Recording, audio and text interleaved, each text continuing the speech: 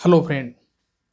Welcome back again in SYBA class in the subject of agriculture economics.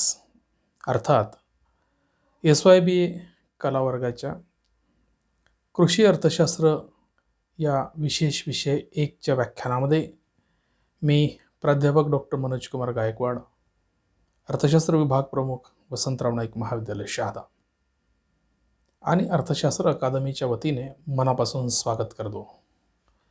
मित्रहो, मागच्या कृषी मशागतीच्या प्रकारातील सेंद्रिय शेतीची पद्धती या व्याख्यानाचा आपण अभ्यास केला. या व्याख्यानातून आपण सेंद्रिय शेती पद्धतीचा अभ्यास केला. यानंतर आणखी मशागतीचा एक महत्त्वाचा प्रकार आज आपण अभ्यासणार आहोत. तो मशागतीचा प्रकार म्हणजे गट शेती, ज्याला आपण ग्रुप फार्मिंग असं म्हणतो.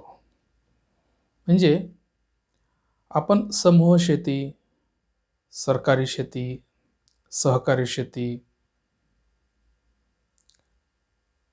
अशा ज्या मशागतीच्या विविध पद्धती पाहिल्या, या सर्वच पद्धती भारतीय शेतीमध्ये कमी जास्त प्रमाणामध्ये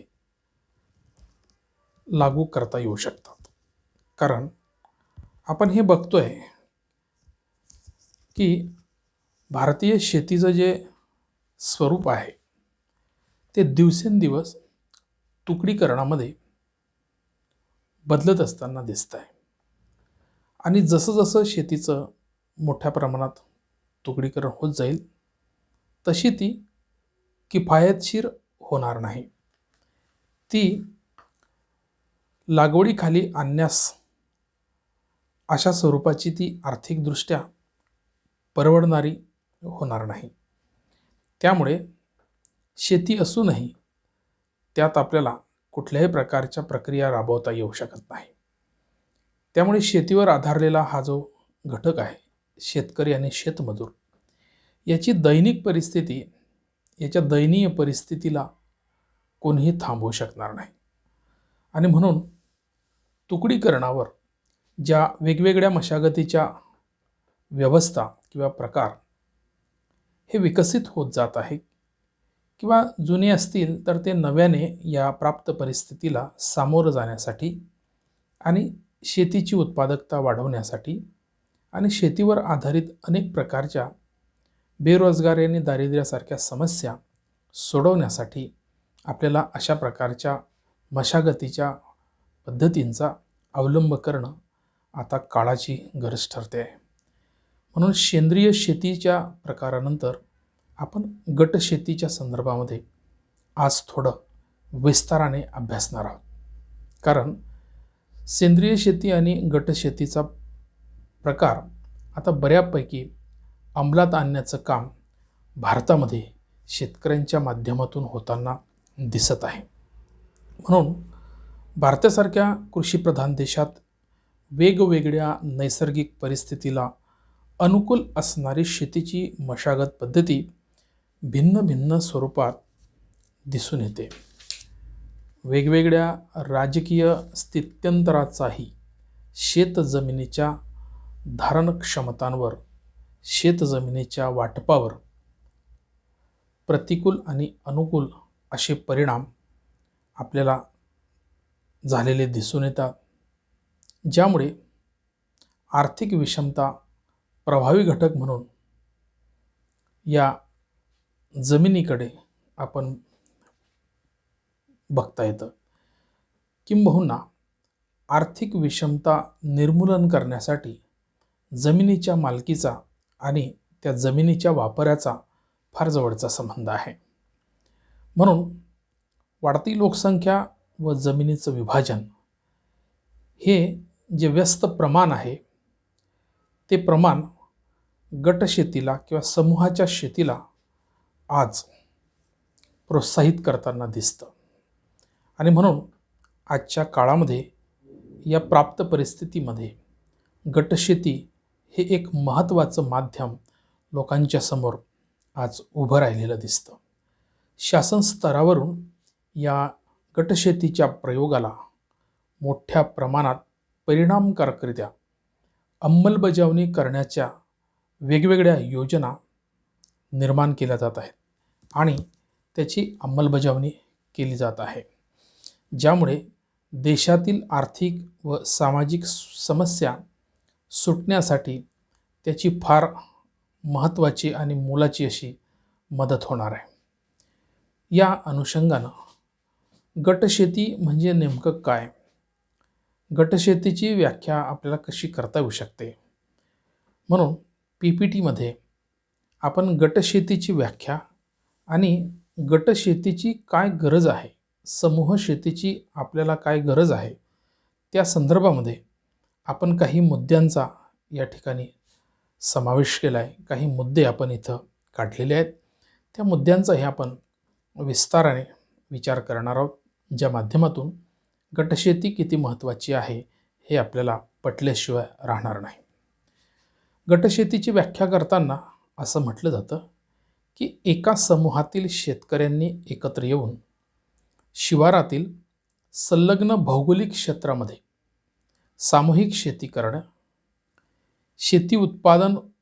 शेती उत्पादनावर प्रक्रिया व त्या उत्पादनाचं मूल्यवर्धन करणं, एकत्रित विपणनासाठी म्हणजे मार्केटिंगसाठी सामूहिक स्वरूपाची व्यवस्था निर्माण करणं आणि या सर्व माध्यमातून आपल्या गटसमूहाचा विकास घडवून आणणं म्हणजे गटशेती किंवा समूह शेती होय. व्याख्येमध्ये आपण अशी अपेक्षा व्यक्त केली आहे की शेतकऱ्यांचा एक समूह, एक ग्रुप एकत्र येईल आणि तो ग्रुप शेतीचा एक शिवार ज्या ठिकाणी एकत्रितरित्या आपल्याला उपलब्ध करता येईल अशा एका विशिष्ट शिवारातल्या शेतकऱ्यांचा तो ग्रुप आपल्याला अभिप्रेत आहे, ज्यामुळे त्या भौगोलिक क्षेत्रामध्ये, त्या जमिनीच्या क्षेत्रफळामध्ये सामूहिक शेतीचा प्रयोग आपल्याला करता येऊ शकतो. अशा पद्धतीचा पहिला प्रयोग जर आपण शक्य करू शकलो की एका विशिष्ट भौगोलिक क्षेत्रातील शेतकऱ्यांना गटशेतीचं महत्त्व समजवून आपण त्यांना एकत्र केलं तर त्याचा काय फायदा होईल, त्याचं समूह शेतीमध्ये कसं रूपांतरित होईल आणि त्यातून काय करता येऊ शकतं, तर शेतीच्या उत्पादनावर प्रक्रिया करता येईल, आपल्याला प्रोसेस करता येईल आणि प्रोसेस झालेला माल ॲटोमॅटिकली त्याचं मूल्य वाढू शकेल.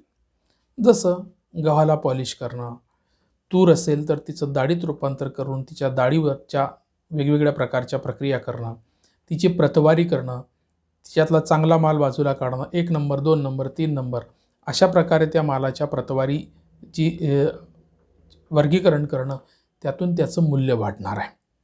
आणि त्यानंतर त्या सगळ्या प्रक्रियायुक्त मालाचं आपण मार्केटिंग करणार आहोत. मार्केटिंग करताना आपल्याला एक पॉलिसी याच्या माध्यमातून ठरवता येऊ शकतं, कारण उत्पादनाचं क्षेत्र जास्त असल्यामुळे उत्पादित मालसुद्धा जास्त असणार आहे. विविध प्रकारच्या पिकांचा माल त्याच्यामध्ये अंतर्भूत आहे आणि त्यामुळे सर्वच प्रकारच्या पिकांच्या किंवा धान्यावर किंवा शेतमालावर आपल्याला त्या मालाच्या दर्जानुसार त्याची प्रक्रिया करून, त्याची प्रतवारी करून, त्याच्या वेगवेगळ्या प्रकारच्या मूल्य किंवा किमती निश्चित करून बाजारपेठेमध्ये त्याची विक्रीची रचना, व्यूहरचना आपल्याला ठरवता येऊ शकते. आणि हे सुद्धा समूहाच्या स्वरूपातूनच किंवा समूहाच्या माध्यमातूनच अशा प्रकारची व्यवस्था निर्माण करता येऊ शकते. म्हणून या गटाचा विकास कशा पद्धतीने घडून आणता येईल अशा पद्धतीची प्रक्रिया राबवणं म्हणजे समूह शेती किंवा गटशेती होय. इतकी 5-7 मुद्द्यांना, महत्त्वाच्या मुद्द्यांचा अंतर्भाव असलेली ही ग्रुप फार्मिंगची कन्सेप्ट आपल्याला या ठिकाणी अभ्यासता येते. या ग्रुप फार्मिंगची नीड काय आहे? What is the need of group farming? काय आवश्यकता आहे? कारण मी व्याख्यानाच्या सुरुवातीला आपल्याला भारतीय शेतीचं आणि लोकसंख्येचं जे व्यस्त प्रमाण आहे त्यातून आपल्याला वेगवेगळ्या ठिकाणी विखुरलेली आणि अल्प प्रमाणात असलेल्या शेतीच्या एकत्रीकरणातून आपल्याला हा प्रयोग सिद्ध करता येतो आणि ते करण्यासाठी म्हणजे ते करण्यामागची जी भूमिका आहे तर ती मागची भूमिका म्हणजे हे जे व्यस्त लोकसंख्या जास्त आणि जमिनीचे तुकडीकरण हे व्यस्त संबंध लक्षात घेता गटशेती किती महत्त्वाची आहे हे काही मुद्द्यांच्या अनुषंगानं आपल्याला त्याचं महत्त्व पटवून घेता येते. काय आवश्यकता आहे तर त्या संदर्भामध्ये पण 6 मुद्दे या आवश्यकतेचे PPTमध्ये दर्शवलेले आहे. त्यात पहिला मुद्दा आहे की भूमीचे सातत्याने होणारे जे विभाजन आहे ते विभाजन आपल्याला थांबवायचं आहे किंवा ते थांबू शकते. त्यानंतर उच्च तंत्रज्ञान व यांत्रिकीकरणामध्ये तंत्रकरणाचा वापर आपल्याला अनुकूल पद्धतीने करता येऊ शकतो. त्यानंतर विपणन पद्धतीचा अवलंब करता येईल. म्हणजे जी मार्केटिंग पद्धती आहे की विक्री आहे, बाजारातील विक्री या व्यवस्थेची तिचा सुद्धा आपल्याला योग्य पद्धतीने नियोजनात्मक असा आराखडा करता येऊ शकतो. त्यानंतर पिकाच्या काढणी पश्चात प्रक्रिया करता येणं आपल्याला आवश्यकता आहे. त्यानंतर प्रक्रिया उद्योग व मूल्य संवर्धन या माध्यमातून आपल्याला करता येईल. वेगवेगळ्या प्रकारच्या पिकांच्या लागवडीतून जो शेतमाल तयार होईल त्याच्यासाठी आपल्याला त्याच्यावर प्रक्रिया करणाऱ्या उद्योगांची पण निर्मिती करता येऊ शकते, ज्या माध्यमातून त्या पिकांचं मूल्य आपल्याला वाढवता येऊ शकते किंवा ते ॲटोमॅटिकली ते प्रक्रिया केलेल्या उत्पादनाच्या किमती आपल्याला वाढलेल्या दिसतील. त्यानंतर अशा प्रकारच्या शेतीमध्ये शेतीपूरक जोडधंदे जोड व्यवसाय आपल्याला सुरू करता येऊ शकतात. जे गोष्ट एका व्यक्तिगत स्तरावर शक्य नाही ती गोष्ट अशा रीतीने समूहाच्या माध्यमातून आपण प्रयत्न केले तर या सर्व आवश्यकतातून आपल्याला गटशेतीचं मोठं स्वरूप आणि यशस्वी स्वरूप असं प्रस्थापित करता येऊ शकते. म्हणून गटशेतीच्या आवश्यकतेसाठी प्रत्येक मुद्द्याचं आपण थोडक्यात विश्लेषण करणार आहोत. पहिल्या मुद्द्याच्या अनुषंगानं की शेतजमिनीचं सातत्यानं होत असलेलं जे तुकडीकरण आहे ते थांबवण्यासाठी आपल्याला गटशेती महत्त्वाची आहे. लोकसंख्येच्या वाढीबरोबर शेतीची धारण क्षमता जी आहे प्रत्येकाच्या वाट्याला येणाऱ्या जमिनीचं जे प्रमाण आहे ते दिवसेंदिवस कमी कमी होत चाललेलं आपल्याला दिसून येते. कृषी गणनेच्या 2010-11च्या अहवालानुसार महाराष्ट्रामध्ये 70-71 यावर्षी असलेलं 4.28 हेक्टर्स धारण क्षमतेचं जे प्रमाण आहे ते कमी होऊन 2010-11पर्यंत ते 1.44 प्रति खातेदार इतकं आलेलं आहे. म्हणजे काही ठिकाणी तर फक्त 11 ते 15 गुंठेच एवढी मालकी शेतीची आहे असं दिसून येते. म्हणजे इतक्या मोठ्या प्रमाणात गेल्या 25-30 वर्षामध्ये शेतीचं तुकडीकरण झालेलं आहे, शेतीची विभागणी झालेली आहे. शेतीच्या विभागणीसाठी आपण एक कारण महत्त्वाचं सांगितलं आहे की भारतात असणाऱ्या संपत्तीच्या खाजगी मालकीचा हक्क आणि वारसा हक्काप्रमाणे तिचं होत जाणारं एका व्यक्तीकडून दुसऱ्या व्यक्तीकडे हस्तांतरण आणि त्यातून पडत जाणारं तुकडीकरण या माध्यमातून हे जे 4.28 हेक्टरचं जे प्रमाण आहे ते म्हणजे डायरेक्ट 1.44 वर हे आलेलं आहे. म्हणून 11 ते 15 गुंठ्याचा हा जो अंदाज सरासरी आपण व्यक्त करतोय तो शेतीच्या तुकडीकरणाची वास्तव स्थिती भारतामधली आपल्याला दर्शवतोय. म्हणून इतक्या अल्प आकाराची जी शेती आहे ती शेती करण्यासाठी सलग क्षेत्र आता शिल्लक राहिलेलं दिसत नाही. अशा परिस्थितीत एवढ्या मोठ्या क्षेत्रावर शेती करून आणि आर्थिकदृष्ट्या किफायतशीर शेतीचं स्वरूप निर्माण करणं फारच जिकिरीचं झालेलं आहे.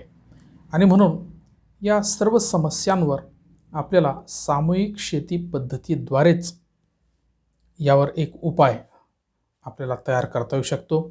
त्यामुळे शेतकऱ्यांनी अल्पभूधारक शेतकऱ्यांनी एकत्र येऊन जर समूह शेतीचा प्रयोग केला तर त्यामुळे अशा प्रकारच्या शेतीमध्ये आधुनिक तंत्रज्ञानाचा वापर करणं सोयीचं होऊ शकते, ज्यामुळे तुकड्या तुकड्यात असणारी शेती एका विशिष्ट आकारमानामध्ये आपण तिचा बदल केला तर ती किफायतशीर बनू शकते. जी व्यक्तिगत स्तरावर आपल्याला परवडत नाही आहे ती समूहाच्या स्वरूपावर आपल्याला फायदेशीर ठरल्याशिवाय राहणार नाही. म्हणून गटशेती हा आपल्याला महत्त्वाचा असा विषय, शेतकऱ्याच्या जिव्हाळ्याचा विषय, शेतकऱ्याच्या जीवनमरणाचा विषय आहे. आणि म्हणून गटशेती किमान धारण किंवा अत्यंत ज्याला आपण मालक शेतीच्या संदर्भात किंवा बेसिक शेतीच्या संदर्भामध्ये आता जे बदल होत आहे की इतक्या छोट्याशा प्रमाणातले शेतीचे तुकडे राहिलेले आहे की ते आर्थिकदृष्ट्या कुठल्याही प्रकारची पूरकता कुटुंबाला देऊ शकत नाही. म्हणून गटशेतीची आवश्यकता होणाऱ्या तुकडीकरणावर एक उपाय सांगितला जातो. त्यानंतर दुसरा मुद्दा सांगितला जातो की तंत्रज्ञान, उंच तंत्रज्ञान, हाय टेक्नॉलॉजी आणि मेकॅनायझेशन्स आपल्याला करणं यासाठी अनुकूल अशी स्थिती गटशेतीमध्ये निर्माण होऊ शकते. शेतीमधील उत्पादनाची अनिश्चितता तसेच वाढत्या शहरीकरणामुळे ग्रामीण भागातून शहराकडे रोजगारासाठी मोठ्या प्रमाणावर लोकांचं होत असणारं स्थलांतरण, शेती क्षेत्रात कुशल व अकुशल मनुष्यबळाची कमतरता दूर करण्यासाठी आणि शहरीकरणातील हा लोंढा थांबवण्यासाठी गटशेती अत्यंत आवश्यक आहे. या गटशेतीमध्ये यांत्रिकीकरण आणि तांत्रिक मार्गदर्शन घेणंसुद्धा तेवढंच उपयुक्त आहे. अल्पधारण क्षेत्रामुळे शेतकरी असे तंत्रज्ञान वापरू शकत नाही किंवा ते त्याला घेणं परवडतसुद्धा नाही. म्हणून सामूहिक शेतीचा आकार वाढतो. छोट्या छोट्या तुकड्यांचं एकत्रीकरण करून आपण भौगोलिक क्षेत्राचा विस्तार करतो आणि अशा मोठ्या प्रमाणात उपलब्ध असणाऱ्या शेती क्षेत्रामध्ये हा प्रयोग जर केला तर आपल्याला उच्च तंत्रज्ञान आणि यांत्रिकीकरण वापरणंसुद्धा खर्चिकदृष्ट्या फार कमी येतं. अल्प खर्चामध्ये या तंत्रज्ञानाचा वापर करून शेतीमध्ये आपल्याला लाभ निर्माण करता येतात. शेती ही लाभदायक ठरू शकते. त्यानंतर विपणन पद्धतीचा अवलंब आपल्याला करता येऊ शकतो. बाजारामध्ये जे मार्केट स्ट्रक्चर आहे त्या मार्केट स्ट्रक्चरनुसार आपल्याला सामूहिक शेतीतील शेतमालाच्या विक्रीची व्यवस्था करता येऊ शकते. म्हणून अल्पभूधारक क्षेत्रामुळे शेतकऱ्यांचे उत्पादन हे कमी असते. त्यामुळे त्या मालाला त्याला विपणन योग्यरित्या किंवा त्याची विक्री योग्यरित्या करता येत नाही. परिणामी त्याला मिळेल त्या किमतीला आपल्या मालाची विक्री करावी लागते. परंतु समूह शेती पद्धतीमध्ये उत्पादित केलेल्या मालाचे एकत्रीकरण केलं आणि त्याच्या व्यवस्थितपणे बाजारपेठेला आवश्यक असणाऱ्या पद्धतीप्रमाणे त्याच्या विपणन पद्धतीचा किंवा विक्री व्यवस्थेची आपण नियोजन केलं तर ॲटोमॅटिकली अशा मालाच्या वाहतुकीतील व काढणी पश्चात होणारं नुकसान टळू शकतं. उत्पादन खर्चात बचत होऊन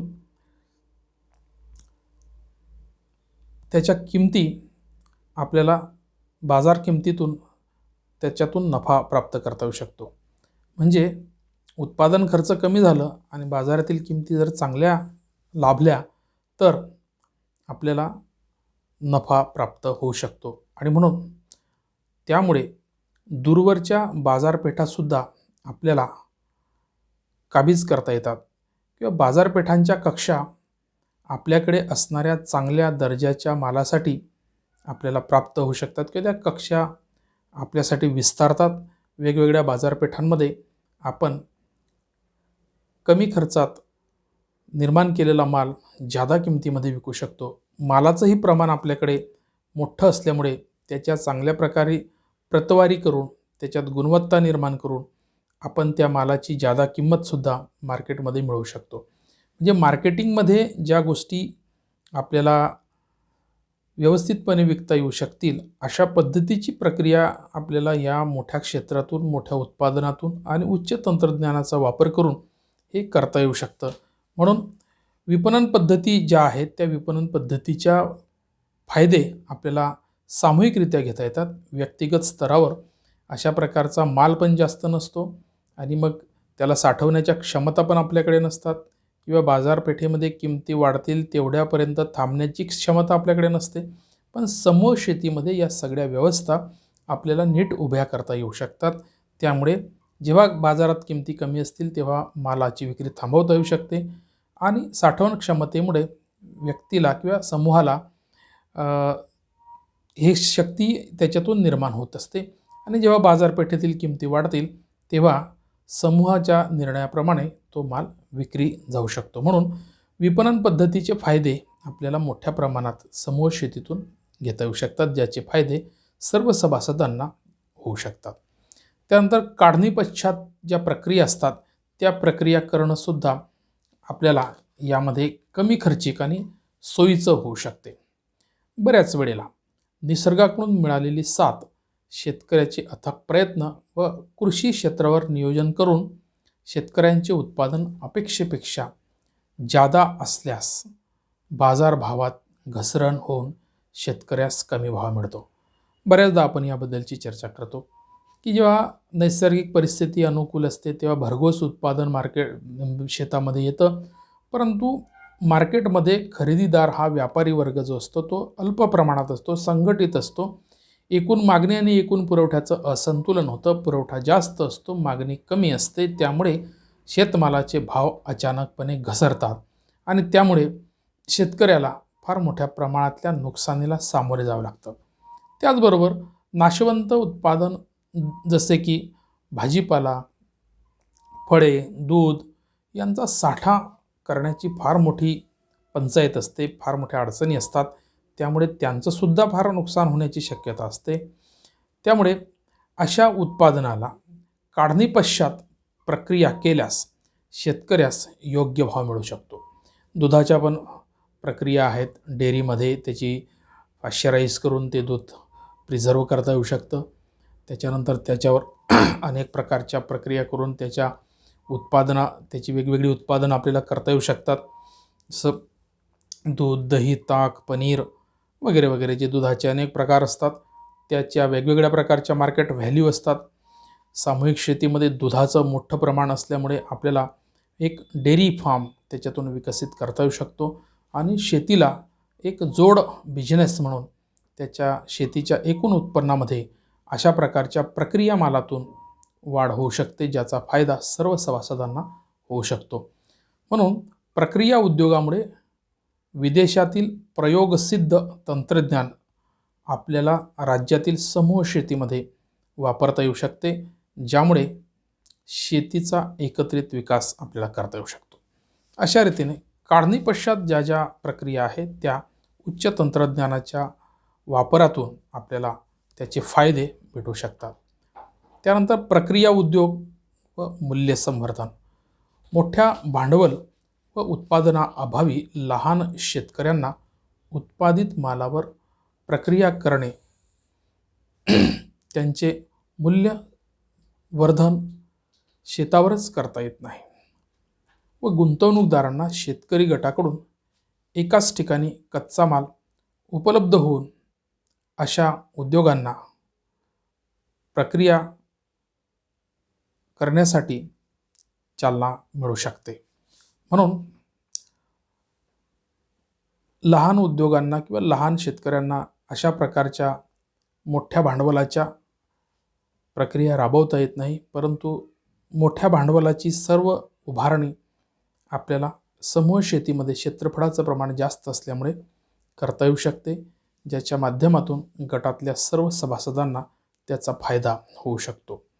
त्यानंतर शेतीपूरक जोडधंदे, जे आपण वरच्या मुद्द्यामध्ये त्याचा थोडाफार विश्लेषण केलं की दुधाच्या धंद्याचा, पोल्ट्री फार्मचा किंवा गॉट फार्मचा किंवा बफेलो फार्मचा, हे सगळे जे शेतीशी संलग्नित उद्योग आहे त्यातूनही आपल्याला मोठ्या प्रमाणात उत्पन्न निर्माण करता येऊ शकते. म्हणजे शेतीमध्ये जर एखाद्या वेळेस तोटा आला तर अशा जोड व्यवसायातून तो तोटा भरून काढणंसुद्धा आपल्याला फायदेशीर ठरत असतं. आणि म्हणून समूह शेतीतील लागवडीयोग्य जमिनीवर विविध पिकाचे उत्पादन घेण्याबरोबरच उपयुक्त जोडधंदा म्हणून पशुपालन, रेशीम व्यवसाय, मत्स्य व्यवसायातील काही भाग, दुग्ध व्यवसाय, मधुमक्षिका पालन, रोपवाटिका तयार करणं इत्यादी अनेक जोडधंदे आपल्याला शेतीशी संबंधित उभे करता येऊ शकतात. मनुष्यबळाची वानवा, त्याचबरोबर जमिनीची कमी धारण क्षमता यामुळे शेतकरी पशुपालनापासून बऱ्याचदा लांब होत असलेला दिसतो. परिणामी सेंद्रिय खताच्या अल्प उपलब्धतेमुळे सुद्धा जमिनीचा पोत घसरलेला दिसतो. त्यामुळे जमिनीची उत्पादकता कमी झालेली दिसते. तसेच रासायनिक खतांच्या वापराने शेतीचा उत्पादन खर्च वाढलेला दिसतो. म्हणजे अशा अनेक दृष्टचक्रामध्ये शेती व्यवसाय आणि शेतकरी अडकलेला दिसतो. या सर्व प्रकारच्या प्रतिकूल परिस्थितीच्या दृष्टचक्रातून जर शेतकऱ्याला बाहेर काढायचं असेल तर त्याला समूह शेती आणि त्यावर असणारा वेगवेगळ्या प्रकारचे जोड व्यवसाय यांचं व्यवस्थापन करून कायमस्वरूपी उपाययोजना करणं शक्य आहे. आणि म्हणून समूह शेती आणि शेतीपूरक जोडधंदे यांचं एक चांगलं समीकरण प्रस्थापित जर झालं तर सभासदांना, समूह शेतीतील सभासदांना त्याचे फार मोठे फायदे होऊ शकतात. आपण हेही पाहिलं असेल की सध्याच्या सरकारने शेतकऱ्यांचं उत्पन्न दुप्पट करण्याची घोषणा 2016 उत्तर भारतामध्ये केली होती.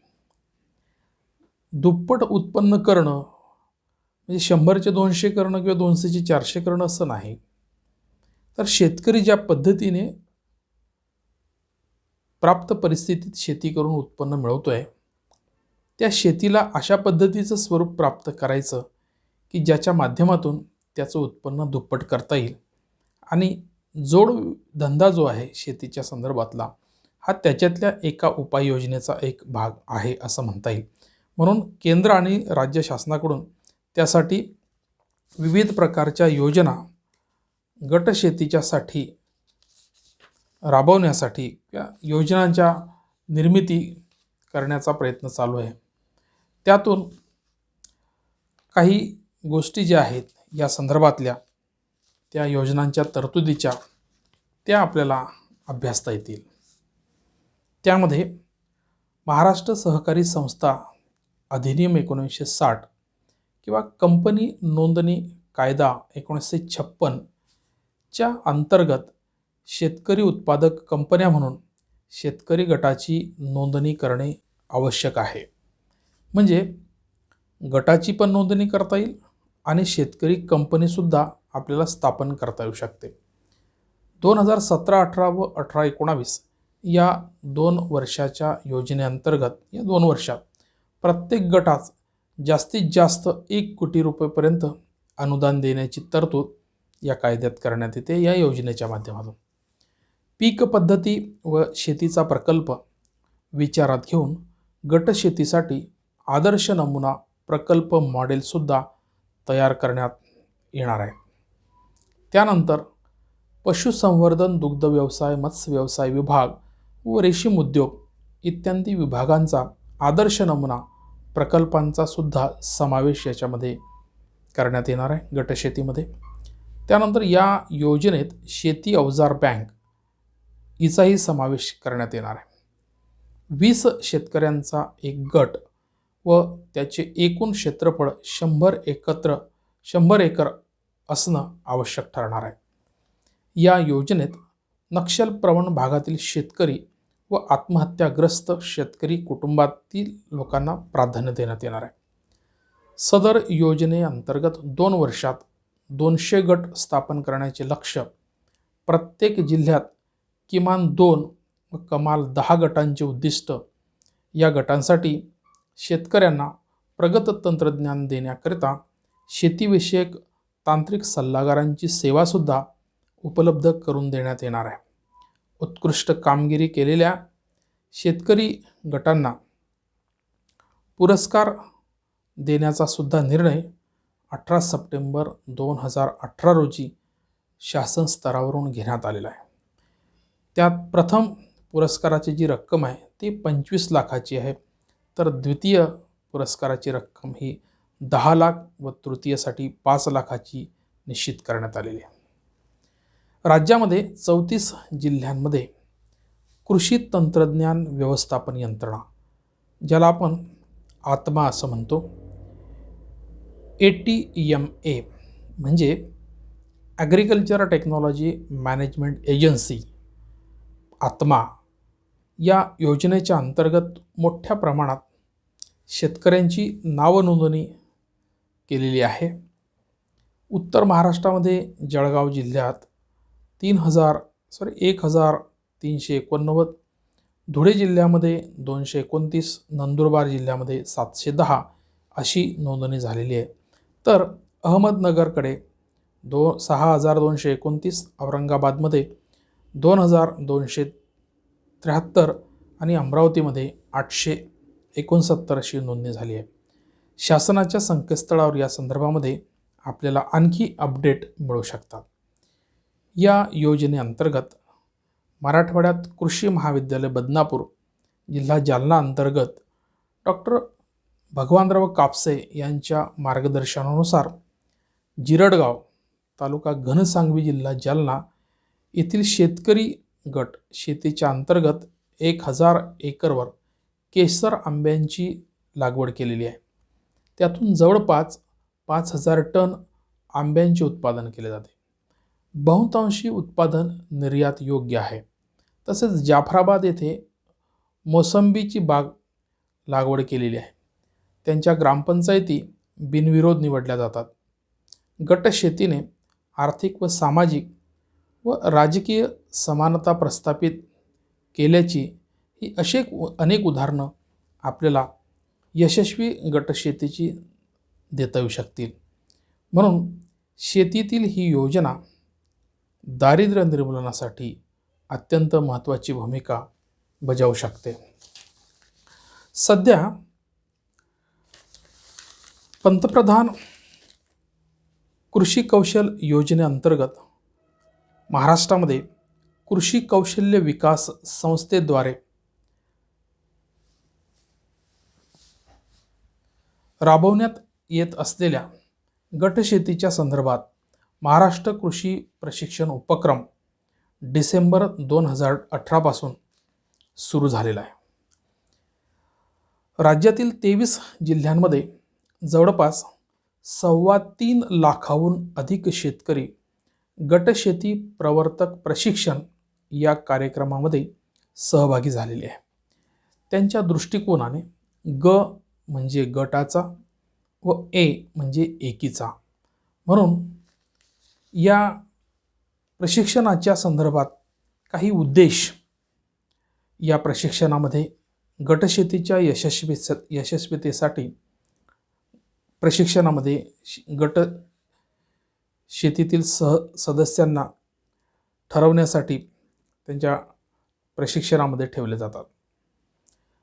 या उद्देशामध्ये गटाची मोट कशी बांधावी या संदर्भातलं मार्गदर्शन केलं जातं. त्यानंतर आपल्या गटाचे उद्देश कशा प्रकारे निश्चित करावे या संदर्भातही प्रशिक्षण दिलं जातं. गटाचे प्रमुख पिकं कोणते निवडावेत या संदर्भातही मार्गदर्शन केलं जातं आणि त्या पिकांच्या माध्यमातून कोणता व्यवसाय उभा करता येईल हे सुद्धा प्रशिक्षणातून या प्रशिक्षणार्थींना प्रात्यक्षिकाच्या माध्यमातून शिकवलं जातं.